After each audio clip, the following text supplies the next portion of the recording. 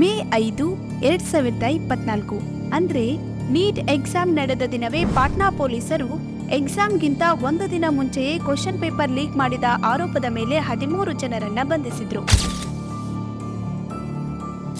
ಇದಾದ ಒಂದು ತಿಂಗಳ ನಂತರ ಅಂದ್ರೆ ಜೂನ್ 6 ಗುರುವಾರ ಮಧ್ಯಪ್ರದೇಶದ ರೇವಾ ಜಿಲ್ಲೆಯ ಬಾಗೀಶಾ ತಿವಾರಿ ಎಂಬ 18 ವರ್ಷದ ವಿದ್ಯಾರ್ಥಿನಿ ರಾಜಸ್ಥಾನದ ಕೋಟಾದಲ್ಲಿ ಆತ್ಮಹತ್ಯೆ ಮಾಡ್ಕೋತಾಳೆ.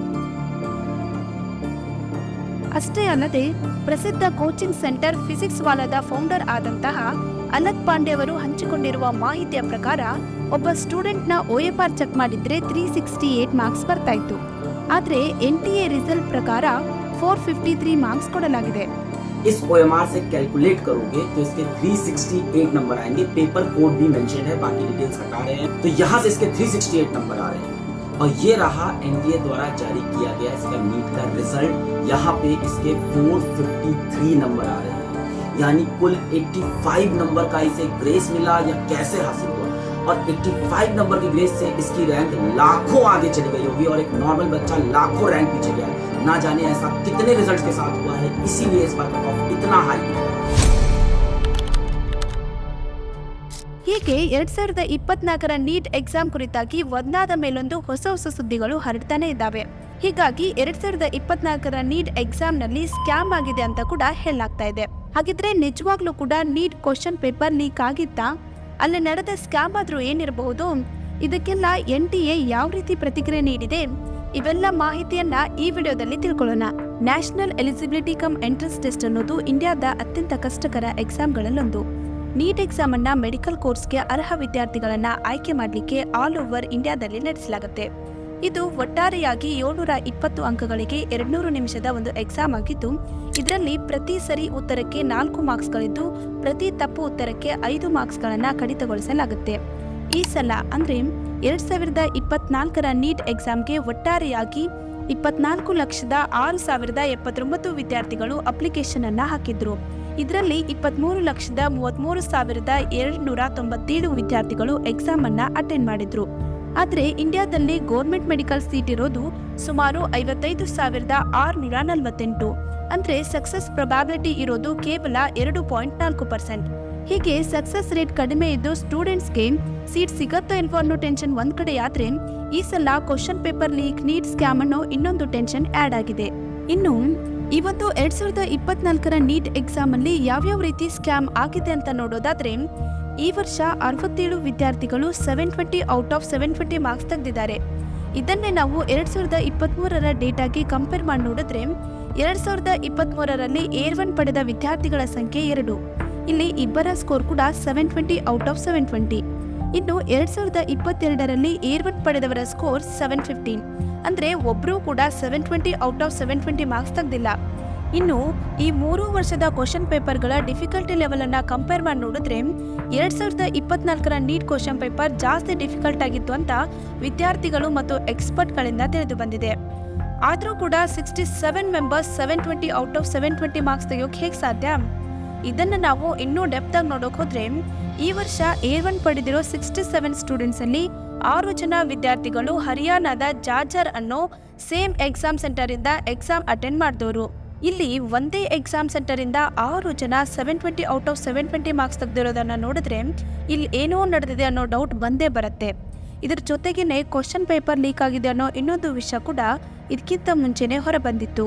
ಅಂದ್ರೆ ಮೇ 5, 2024ಕ್ಕೆ ಪಾಟ್ನಾ ಪೊಲೀಸರು 4 ಜನ ನೀಟ್ ಆಸ್ಪರೆಂಟ್, 3 ಜನ ಪೇರೆಂಟ್ಸ್, 3 ಮಿಡಲ್ ಮ್ಯಾನ್ ಮತ್ತೆ ಅವರ 2 ಅಸೋಸಿಯೇಟ್ಸ್ ಮತ್ತೆ ಒಬ್ಬ ಡ್ರೈವರ್ ಸೇರಿದಂತೆ ಒಟ್ಟಾರೆಯಾಗಿ 13 ಜನರನ್ನ ನೀಟ್ ಕ್ವಶನ್ ಪೇಪರ್ ಲೀಕ್ ಮಾಡಿದ ಆರೋಪದ ಮೇಲೆ ಜುಡಿಷಿಯಲ್ ಕಸ್ಟಡಿಗೆ ತೆಗೆದುಕೊಂಡ್ರು. ಮೇ 19ರಂದು EOU ಅಂದ್ರೆ ಎಕನಾಮಿಕ್ ಅಫೆನ್ಸಿವ್ ಯೂನಿಟ್ನ ಡೆಪ್ಯೂಟಿ ಇನ್ಸ್ಪೆಕ್ಟರ್ ಜನರಲ್ ಆದಂತಹ ಮನೋಜಿತ್ ಸಿಂಗ್ ಡಿಲಾನ್ ಅವರು ಅದರಲ್ಲಿರೋ 12 ಜನರನ್ನ ವಿಚಾರಿಸಿದ್ರು. ಅದರಲ್ಲಿ ಕಂಡು ಬಂದಿದ್ದೇನೆಂದ್ರೆ, ವಿದ್ಯಾರ್ಥಿಗಳ ಹೇಳಿಕೆಯ ಪ್ರಕಾರ ಮೇ 4ರ ಸಂಜೆ ಸುಮಾರು 35 ನೀಟ್ ಆಸ್ಪರೆಂಟ್ಗಳನ್ನ ರಾಮಕೃಷ್ಣ ನಗರದಲ್ಲಿನ ಲೈನ್ಮ್ಯಾನ್ ಮನೆಗೆ ಕರೆಸಿ ಆನ್ಸರ್ ಮಾರ್ಕ್ ಮಾಡಿದ ನೀಟ್ ಕ್ವಶನ್ ಪೇಪರ್ ಅನ್ನ ನೀಡಲಾಗಿತ್ತಂತೆ. ನಂತರ ಅವನ್ನೆಲ್ಲ ಸುಟ್ಟು ಹಾಕಿದ್ದಾರೆ. ಈ ಸುಟ್ಟು ಹಾಕಿದ್ದ ಕ್ವಶನ್ ಪೇಪರ್ಗಳನ್ನ ರಿಕವರಿ ಮಾಡಿ ಅದನ್ನ ನೀಟ್ ಒರಿಜಿನಲ್ ಕ್ವಶನ್ ಪೇಪರ್ ಜೊತೆ ಮ್ಯಾಚ್ ಮಾಡಿ ನೋಡಿದ್ರೆ ಎರಡೂ ಕೂಡ ಸೇಮ್ ಆಗಿದ್ದು ಅಂತ FSL ಟೀಮ್ ರಿಪೋರ್ಟ್ ನೀಡಿದೆ. ಈ ಒಂದು ಕ್ವಶನ್ ಪೇಪರ್ಗೆ ಪೇರೆಂಟ್ಸ್ 30ರಿಂದ 50 ಲಕ್ಷ ರೂಪಾಯಿಯನ್ನ ನೀಡಿದ್ದಾರೆಂದು ವಿಚಾರಣೆಯಲ್ಲಿ ವಿದ್ಯಾರ್ಥಿಗಳು ಹೇಳಿದ್ರು. ಇಷ್ಟೆಲ್ಲ ಆದ್ಮೇಲೂ ಕೂಡ NTA ತನ್ನ ಮೇಲಿನ ಆರೋಪಗಳನ್ನ ತಳ್ಳಿ ಹಾಕ್ತಾ ಇದೆ ಹೊರತು ಈ ಕ್ವಶನ್ ಪೇಪರ್ ಲೀಕ್ ಆಗಿರೋ ಬಗ್ಗೆ ಯಾವುದೇ ರೀತಿಯ ಸಮಂಜಸವಾದ ಉತ್ತರ ನೀಡ್ತಾನೆ ಇಲ್ಲ. ಇನ್ನು ನೀಟ್ ಎಕ್ಸಾಮ್ ನ ಇವ್ಯಾಲ್ಯುವೇಷನ್ ರೂಲ್ಸ್ ಪ್ರಕಾರ ನೋಡೋದಾದ್ರೆ ಫಸ್ಟ್ ರ್ಯಾಂಕ್ ಬಂದವರ ಸ್ಕೋರ್ 720 ಆದ್ರೆ ಸೆಕೆಂಡ್ ರ್ಯಾಂಕ್ ಬಂದವರ ಸ್ಕೋರ್ 716 ಆಗಬೇಕು. ಆದ್ರೆ ಈ ಸಲ ಬಹಳ ವಿದ್ಯಾರ್ಥಿಗಳು 718 ಮತ್ತೆ 719 ಮಾರ್ಕ್ಸ್ ತಗೊಂಡಿದ್ದಾರೆ. But statistically this is impossible. ಅಂದ್ರೆ ಒಂದು ವೇಳೆ ಎಲ್ಲಾ 180 ಕ್ವಶನ್ಗೂ ಕೂಡ ಸರಿಯಾಗಿ ಆನ್ಸರ್ ಮಾಡಿದ್ರೆ ಅವರ ಸ್ಕೋರ್ 720. ಇನ್ನು 720 ಮಾರ್ಕ್ಸ್ ನಂತರ ಸೆಕೆಂಡ್ ರ್ಯಾಂಕ್ ಬರೋಕೆ ಎರಡು ರೀತಿಯ ಪಾಸಿಬಿಲಿಟೀಸ್ ಇದೆ. ಒಂದು 715 ಮತ್ತೆ ಇನ್ನೊಂದು 716. ಇಲ್ಲಿ 180 ಕ್ವಶನ್ ಅಲ್ಲಿ ಒಂದು ಕ್ವಶನ್ ಅನ್ನ ಅಟೆಂಡ್ ಮಾಡೇ ಇಲ್ಲ ಅಂತಂದ್ರೆ ಅವರಿಗೆ ಆ ಒಂದು ಕ್ವಶನ್ ನ 4 ಮಾರ್ಕ್ಸ್ ಕಟ್ಟಾಗಿ ಅವರ ಸ್ಕೋರ್ 716 ಆಗತ್ತೆ. ಇನ್ನು ಎಲ್ಲಾ 180 ಕ್ವಶನ್ ಅನ್ನು ಕೂಡ ಅಟೆಂಡ್ ಮಾಡಿ ಅದರಲ್ಲಿ ಒಂದು ಆನ್ಸರ್ ತಪ್ಪಾದ್ರೆ ಅವರಿಗೆ ಆ ಕ್ವಶನ್ ನ 4 ಮಾರ್ಕ್ಸ್ ಪ್ಲಸ್ ಇನ್ನೊಂದು ಮಾರ್ಕ್ಸ್ ಸೇರಿ ಒಟ್ಟಾಗಿ 5 ಮಾರ್ಕ್ಸ್ ಕಟ್ಟಾಗಿ ಅವರ ಸ್ಕೋರ್ 715 ಆಗತ್ತೆ.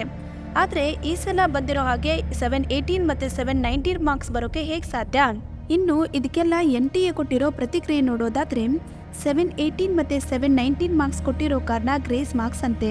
ಅಂದ್ರೆ ಕೆಲವು ಎಕ್ಸಾಮ್ ಸೆಂಟರ್ಗಳಲ್ಲಿ ಟೈಮ್ ಮ್ಯಾನೇಜ್ಮೆಂಟ್ ಅಲ್ಲಿ ಗಲಿಬಿಲಿ ಆಗಿರೋದ್ರಿಂದ ಅಪೆಕ್ಸ್ ಕೋಡ್ ಕೊಟ್ಟಿರೋ ನಾರ್ಮಲೈಸೇಷನ್ ಫಾರ್ಮುಲಾ ಪ್ರಕಾರ ಗ್ರೇಸ್ ಮಾರ್ಕ್ಸ್ ನೀಡಲಾಗಿದೆ ಅಂತ ಹೇಳಿದ್ರು. ಇಲ್ಲಿ ನಾರ್ಮಲೈಸೇಷನ್ ಫಾರ್ಮುಲಾ ಅಂತಂದ್ರೆ ಯಾವ ವಿದ್ಯಾರ್ಥಿಗೆ ತನ್ನ ಎಕ್ಸಾಮ್ ಟೈಮಲ್ಲಿ ವ್ಯತ್ಯಾಸ ಆಗಿದೆಯೋ ಆ ವಿದ್ಯಾರ್ಥಿಗೆ ಪ್ರತಿ 1 ನಿಮಿಷಕ್ಕೆ 4 ಮಾರ್ಕ್ಸ್ಗಳಂತೆ ಆ ಒಂದು ವಿದ್ಯಾರ್ಥಿಯ ಆನ್ಸರಿಂಗ್ ಎಫಿಷಿಯನ್ಸಿ ಆಧಾರದ ಮೇಲೆ ಗ್ರೇಸ್ ಮಾರ್ಕ್ಸ್ ಅನ್ನ ನೀಡಿದೀವಿ ಅಂತ ಹೇಳಿದ್ರು. ಇನ್ನು ರೂಲ್ಸ್ ಪ್ರಕಾರ ನೋಡೋದಾದ್ರೆ ಈ ಒಂದು ನಾರ್ಮಲೈಸೇಷನ್ ಫಾರ್ಮುಲಾ ಅನ್ನೋದು ಮೆಡಿಕಲ್ ಕೋರ್ಸ್ ಅಂಡರ್ ಅಲ್ಲಿ ಬರೋ ನೀಟ್ ಎಕ್ಸಾಮ್ಗೆ ಅಪ್ಲೈ ಆಗೋದೇ ಇಲ್ಲ. ಅಂದ್ರೆ ಅಪೆಕ್ಸ್ ಕೋರ್ಟ್ನ ನಾರ್ಮಲೈಸೇಷನ್ ಫಾರ್ಮುಲಾ ಅನ್ನೋದು ಯಾವಾಗ ಒಂದೇ ಎಕ್ಸಾಮ್ ಅನ್ನ ಎರಡು ಬೇರೆ ಬೇರೆ ಟೈಮಲ್ಲಿ ಮತ್ತೆ ಬೇರೆ ಬೇರೆ ಡಿಫಿಕಲ್ಟಿ ಲೆವೆಲ್ ಅಲ್ಲಿ ನಡೆಸ್ತೀವೋ ಆವಾಗ ಮಾತ್ರ ಅಪ್ಲೈ ಆಗುತ್ತೆ. ಆದ್ರೆ ನೀಟ್ ಎಕ್ಸಾಮ್ ಅನ್ನೋದು ಆಲ್ ಓವರ್ ಇಂಡಿಯಾದಲ್ಲಿ ಸೇಮ್ ಟೈಮಲ್ಲಿ ನಡೆಸಲಾಗುವ ಮತ್ತೆ ಸೇಮ್ ಕ್ವಶನ್ ಪೇಪರ್ ಇರುವ ಒಂದು ಎಕ್ಸಾಮ್ ಆಗಿದೆ. ಅದ್ ಹೇಗೆ ಇವರು ಈ ನಾರ್ಮಲೈಸೇಷನ್ ಫಾರ್ಮುಲಾನ ನೀಟ್ ಎಕ್ಸಾಮ್ಗೆ ಅಪ್ಲೈ ಮಾಡಿದ್ರು? ಇನ್ನು ಜೂನ್ 14ಕ್ಕೆ ಅನೌನ್ಸ್ ಆಗಬೇಕಾಗಿದ್ದ ನೀಟ್ ರಿಸಲ್ಟ್ ಜೂನ್ 4ಕ್ಕೆ ಅಂದ್ರೆ ಎಲೆಕ್ಷನ್ ರಿಸಲ್ಟ್ ಅನೌನ್ಸ್ ಆದ ದಿನವೇ ಅನೌನ್ಸ್ ಆಗಿದೆ. ಅಷ್ಟೇ ಅಲ್ಲದೆ ಪ್ರತಿ ವರ್ಷ ಕೂಡ ನಾರ್ಮಲ್ ಆಗಿ ಈ ಫೈನಲ್ ಕೀ ಆನ್ಸರ್ ಮತ್ತೆ ರಿಸಲ್ಟ್ ನಡುವೆ 6 to 8 ಡೇಸ್ ಗ್ಯಾಪ್ ಇರ್ತಾ ಇತ್ತು. ಆದ್ರೆ ಈ ಬಾರಿ ಫೈನಲ್ ಕೀ ಆನ್ಸರ್ ಮತ್ತೆ ರಿಸಲ್ಟ್ ಒಂದೇ ದಿನ ರಿಲೀಸ್ ಆಗಿದೆ. NTAಗೆ ಈ ರೀತಿ ಕೀ ಆನ್ಸರ್ ಮತ್ತೆ ರಿಸಲ್ಟ್ ಅನ್ನ ಒಂದೇ ದಿನ ಅನೌನ್ಸ್ ಮಾಡೋ ಅವಸರ ಏನಿತ್ತು? ಈ ರೀತಿಯ ಹಲವಾರು ಪ್ರಶ್ನೆಗಳಿಗೆ ಉತ್ತರ ಸಿಗ್ಲಿ ಅಂತಾನೆ ಜೂನ್ 8ರಂದು ಪ್ರೆಸ್ ಕಾನ್ಫರೆನ್ಸ್ ಅನ್ನ ನಡೆಸಲಾಯಿತು. ಆವಾಗ NTAದ ಡೈರೆಕ್ಟರ್ ಸುಬೋಧ್ ಕುಮಾರ್ ಸಿಂಗ್ ಅವರು ಈ ಎಲೆಕ್ಷನ್ ಮತ್ತೆ ಅರ್ಲಿ ರಿಸಲ್ಟ್ ಅನೌನ್ಸ್ಗೆ ಯಾವುದೇ ರೀತಿಯ ಸಂಬಂಧ ಇಲ್ಲ. ರಿಸಲ್ಟ್ ಅನೌನ್ಸ್ ಮಾಡಬೇಕಿದ್ದ ಡೇಟ್ಗಿಂತ ಮುಂಚೆನೆ ರಿಸಲ್ಟ್ ರೆಡಿ ಆಯಿತು, ಹೀಗಾಗಿ ಅನೌನ್ಸ್ ಮಾಡಿಬಿಟ್ವಿ. ಈ ರೀತಿ JEಯಲ್ಲೂ ಕೂಡ ಒಂದ್ಸಲ ಅರ್ಲಿ ರಿಸಲ್ಟ್ ಅನೌನ್ಸ್ ಮಾಡಿದ್ವಿ. ಇದನ್ನೆಲ್ಲ ನಾವು ಅಭ್ಯರ್ಥಿಗಳ ಕೌನ್ಸಿಲಿಂಗ್ ಮತ್ತೆ ಅಡ್ಮಿಷನ್ ಪ್ರೊಸೆಸ್ಗೆ ಈಸಿ ಆಗಲಿ ಅಂತ ಮಾಡಿದ್ವಿ ಅಂತ ಹೇಳಿದ್ರು. ಅದೇ ರೀತಿ ಈ ರೀ ಎಕ್ಸಾಮ್ ಬಗ್ಗೆ ಕೇಳಿದಾಗ ಈ ರೀತಿ ಟೈಮ್ ಮ್ಯಾನೇಜ್ಮೆಂಟ್ ಅಲ್ಲಿ ಇಶ್ಯೂ ಆಗಿರೋದು ಕೇವಲ 6 ಎಕ್ಸಾಮ್ ಸೆಂಟರ್ಗಳಲ್ಲಿ ಅಂದ್ರೆ 1600 ವಿದ್ಯಾರ್ಥಿಗಳಿಗೆ. ಹೀಗಾಗಿ ಕೇವಲ 1600 ವಿದ್ಯಾರ್ಥಿಗಳಿಗೋಸ್ಕರ 24 ಲಕ್ಷ ವಿದ್ಯಾರ್ಥಿಗಳಿಗೆ ರೀ ಎಕ್ಸಾಮ್ ನಡೆಸಲಿಕ್ಕೆ ಸಾಧ್ಯ ಇಲ್ಲ ಅಂತ ಹೇಳಿದ್ರು. ಇವೆರಡು ಕ್ವಶನ್ಗೆ ಒಂದು ಲೆಕ್ಕಕ್ಕೆ ಸರಿ ಅನ್ನೋ ತರ ಉತ್ತರ ಏನೋ ಸಿಕ್ತು. ಆದ್ರೆ ಅದೇ ಪ್ರೆಸ್ ಕಾನ್ಫರೆನ್ಸ್ ಅಲ್ಲಿ ಇನ್ನು ಈ ಕ್ವಶನ್ ಪೇಪರ್ ಲೀಕ್ ನಂತ ಹಲವಾರು ಪ್ರಶ್ನೆಗಳಿದ್ರು ಕೂಡ NTA ಯಾವುದೇ ಪ್ರಶ್ನೆಗೆ ನಿಖರವಾದ ಉತ್ತರ ನೀಡದೆ ಬರೀ ಎಕ್ಸ್ಪರ್ಟ್ಗಳ ಕಮಿಟಿಯನ್ನ ರಚಿಸಿ ನಿರ್ಧಾರಗಳನ್ನ ತೆಗೆದುಕೊಳ್ತೀವಿ ಅನ್ನೋ ಸಮಾಧಾನಕರ ಮಾತುಗಳನ್ನ ಮಾತ್ರ ಹೇಳ್ತು. ಇನ್ನು ಈ ಕ್ವಶನ್ ಪೇಪರ್ ಲೀಕ್ ಆಗಿರೋದ್ರ ಬಗ್ಗೆ ಅಂತೂ ಮಾತೇ ಎತ್ತಲಿಲ್ಲ. ತಮ್ಮ ಕಡೆಯಿಂದ ಯಾವುದೇ ರೀತಿಯ ತಪ್ಪು ಆಗಿಲ್ಲ ಅನ್ನೋದನ್ನ ಬಿಟ್ರೆ ಮತ್ತೇನು ಹೇಳಲಿಲ್ಲ. ಇದೇ ವಿಷಯವಾಗಿ ಅಂದ್ರೆ ಈ ಕ್ವಶನ್ ಪೇಪರ್ ಲೀಕ್ ಆಗಿದ ಆರೋಪದ ಮೇಲೆ ಸ್ಟೂಡೆಂಟ್ಸ್ ಅರೆಸ್ಟ್ ಆಗಿ ಅವರಿಗೆ ಯಾವ್ಯಾವ ರೀತಿ ಕ್ವಶನ್ ಪೇಪರ್ ಸಿಕ್ತು ಅಂತ ಅವರೇ ಹೇಳ್ಕೊಂಡಾದ್ಮೇಲೂ ಕೂಡ NTA ಇದ್ರ ಬಗ್ಗೆ ತಲೆ ಕೆಡಿಸ್ಕೊಳ್ಳೇ ಇಲ್ಲ. ತಪ್ಪೇ ಮಾಡಿಲ್ಲ ಅಂದ್ರೆ ಅವತ್ತೇ ಎಲ್ಲಾ ಕ್ವಶನ್ಗೂ ಕೂಡ ಉತ್ತರ ನೀಡಬಹುದಿತ್ತಲ್ವಾ? ಎಕ್ಸ್ಪರ್ಟ್ಗಳ ಕಮಿಟಿ ಅನ್ನೋ ನೆಪದಲ್ಲಿ ಯಾಕೆ ಎಲ್ಲಾ ಪ್ರಶ್ನೆಗಳನ್ನ ಮುಚ್ಚಿ ಹಾಕಿರಬಹುದು? ಇನ್ನು ಈ ರ್ಯಾಂಕಿಂಗ್ ವಿಷಯಕ್ಕೆ ಬಂದರೆ 2023ರಲ್ಲಿ 710 ಮಾರ್ಕ್ಸ್ಗೆ 50ನೇ ರ್ಯಾಂಕ್ ಬರ್ತಾ ಇತ್ತು. ಆದರೆ ಈ ವರ್ಷ ಅಂದರೆ 2024ರಲ್ಲಿ ಸೇಮ್ 710 ಮಾರ್ಕ್ಸ್ಗೆ 429th ರ್ಯಾಂಕ್ ಬಂದಿದೆ. ಈ ರೀತಿ ಮಾರ್ಕ್ಸಲ್ಲಿ ಸ್ಮಾಲ್ ಡಿಫ್ರೆನ್ಸ್ ಇದ್ರೂ ಕೂಡ ರ್ಯಾಂಕಿಂಗಲ್ಲಿ ಅಜಗಜಾಂತರ ವ್ಯತ್ಯಾಸವನ್ನು ಕಾಣಬಹುದು. ಇನ್ನು NTA ತೆಗೆದುಕೊಂಡಿರೋ ಇನ್ನೊಂದು ವಿಚಿತ್ರ ನಿರ್ಧಾರವನ್ನು ನೋಡೋದಾದರೆ, ಪ್ರತಿ ವರ್ಷ ಟೈ ಬ್ರೇಕಿಂಗ್ ಆಗಿ BCFE ರೂಲ್ಸ್ ಅಂದರೆ ಬಯಾಲಜಿ, ಕೆಮಿಸ್ಟ್ರಿ ಮತ್ತು ಫಿಸಿಕ್ಸ್ ಮಾರ್ಕ್ಸನ್ನು ಪರಿಗಣಿಸಿದರೆ ಈ ಬಾರಿ ನೀಟ್ ಅಪ್ಲಿಕೇಶನ್ ನಂಬರ್ನ ಅಸೆಂಡಿಂಗ್ ಆರ್ಡರ್ ಮೇಲೆ ಟೈ ಬ್ರೇಕಿಂಗ್ ಮಾಡಲಾಗತ್ತಂತೆ. ಈ ರೀತಿ ಅಸೆಂಡಿಂಗ್ ಅಥವಾ ಡಿಸೆಂಡಿಂಗ್ ಆರ್ಡರಲ್ಲಿ ಟೈ ಬ್ರೇಕಿಂಗ್ ಮಾಡಲಿಕ್ಕೆ ಇದೇನು ಗೇಮಾ? ನೀಟ್ ಎಕ್ಸಾಮ್ ಅನ್ನೋದು ಬರೀ ಒಂದು ಎಕ್ಸಾಮ್ ಮಾತ್ರ ಅಲ್ಲ, ಅದು ಎಷ್ಟೋ ಜನರ ಎಷ್ಟೋ ವರ್ಷಗಳ ಜೀವನದ ಗುರಿ. ಹೀಗಾಗಿ ನೀಟ್ ಎಕ್ಸಾಮ್ ಕುರಿತು ತಗೊಂಡಿರೋ ಪ್ರತಿಯೊಂದು ನಿರ್ಧಾರವೂ ಕೂಡ ಎಷ್ಟೋ ವಿದ್ಯಾರ್ಥಿಗಳ ಜೀವನದ ಮೇಲೆ ಪ್ರಭಾವ ಬೀರುತ್ತೆ. ಹೀಗಾಗಿ ಇದ್ರ ಬಗ್ಗೆ ತೆಗೆದುಕೊಳ್ಳೋ ಪ್ರತಿಯೊಂದು ನಿರ್ಧಾರವನ್ನು ಪ್ರತಿಯೊಬ್ಬ ವಿದ್ಯಾರ್ಥಿಯ ಬಗ್ಗೆ ಯೋಚನೆ ಮಾಡಿ ತುಂಬ ಸೂಕ್ಷ್ಮವಾಗಿ ನಿರ್ಧಾರ ತೆಗೆದುಕೊಂಡ್ರೇ ಒಳ್ಳೆಯದು. ಇನ್ನು ಇದರ ಬಗ್ಗೆ ಪ್ರೆಸೆಂಟ್ ಸಿಚುವೇಶನ್ ನೋಡೋದಾದರೆ, NTA ತಾವು ಗ್ರೇಸ್ ಮಾರ್ಕ್ಸ್ ವಿಚಾರದಲ್ಲಿ ತೆಗೆದುಕೊಂಡಿರೋ ನಿರ್ಧಾರ ತಪ್ಪಾಗಿದೆ ಅಂತ ಹೇಳಿ ಸುಪ್ರೀಂ ಕೋರ್ಟ್ ಮುಂದೆ ಒಪ್ಕೊಂಡಿದೆ. NTA ಏನೋ ತನ್ನ ತಪ್ಪನ್ನು ಸುಪ್ರೀಂ ಕೋರ್ಟ್ ಮುಂದೆ ಒಪ್ಕೊಂಡಿರಬಹುದು, ಆದರೆ ಇನ್ನು ಈ ಥರದ ಅದೆಷ್ಟು ತಪ್ಪುಗಳನ್ನು ಇದು ಮುಚ್ಚಿ ಹಾಕಿರಬಹುದು ಅನ್ನೋ ಯೋಚನೆ ಮಾತ್ರ ಎಲ್ಲರ ತಲೆಯಲ್ಲೂ ಹಾಗೇ ಇದೆ. ಇನ್ನು ಈ NTA ತನ್ನ ತಪ್ಪನ್ನು ಒಪ್ಕೊಂಡಾದ್ಮೇಲೆ ಜೂನ್ 13ರಂದು ಸುಪ್ರೀಂ ಕೋರ್ಟ್ ಒಂದು ನಿರ್ಧಾರಕ್ಕೆ ಬಂತು. ಅದೇನೆಂದರೆ ಗ್ರೇಸ್ ಮಾರ್ಕ್ಸನ್ನು ಕ್ಯಾನ್ಸಲ್ ಮಾಡಲಾಗತ್ತಂತೆ. ಅಂದರೆ ಯಾರ್ಯಾರಿಗೆಲ್ಲ ಟೈಮ್ ಮ್ಯಾನೇಜ್ಮೆಂಟಲ್ಲಿ ಗ್ರೇಸ್ ಮಾರ್ಕ್ಸ್ ಕೊಡಲಾಗಿತ್ತೋ ಅವರೆಲ್ಲ ಗ್ರೇಸ್ ಮಾರ್ಕ್ಸನ್ನು ಕಡಿತಗೊಳಿಸಲಾಗತ್ತಂತೆ.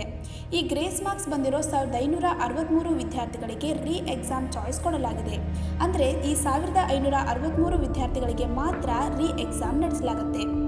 ಇನ್ನು ಈ 1563 ವಿದ್ಯಾರ್ಥಿಗಳಿಗೂ ಕೂಡ ರೀ ಎಕ್ಸಾಮಲ್ಲಿ ಇನ್ನೊಂದು ಚಾಯ್ಸ್ ಕೊಟ್ಟಿದ್ದಾರೆ.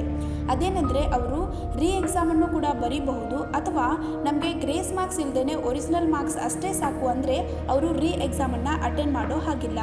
ಈ 1563 ಜನರಲ್ಲಿ ಯಾರ್ಯಾರು ರೀ ಎಕ್ಸಾಮನ್ನು ಬರೀತಾರೋ ಅವರಿಗೆಲ್ಲ ಜೂನ್ 23, 2024ರಂದು ರೀ ಎಕ್ಸಾಮನ್ನು ನಡೆಸಲಾಗುತ್ತೆ ಮತ್ತು ಅವರ ರಿಸಲ್ಟನ್ನು ಜೂನ್ 30ಕ್ಕೆ ಕೊಡಲಾಗುತ್ತೆ.